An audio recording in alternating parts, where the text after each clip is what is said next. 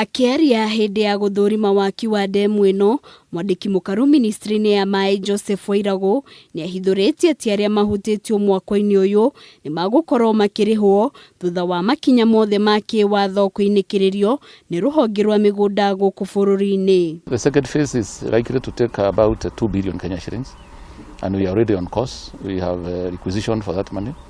The National Land Commission is actually undertaking that process. You know, it's their legal requirements.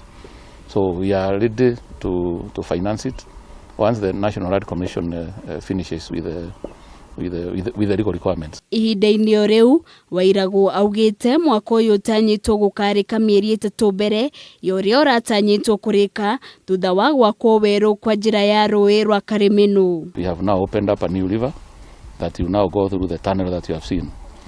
This site is now at 18% construction, which is actually very commendable. We have been facilitating this job. Of course, you know, we have to seek for tax exemption, which are now all issued.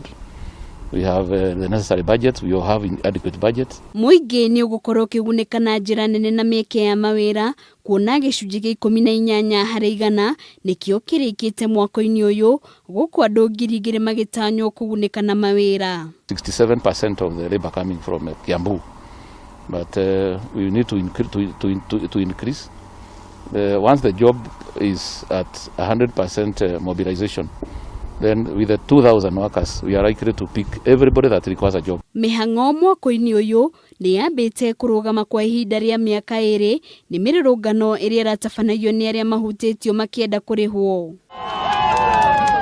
Handu-ini ha Kameme TV rĩtwa rĩakwa ni Wambui wa Maina.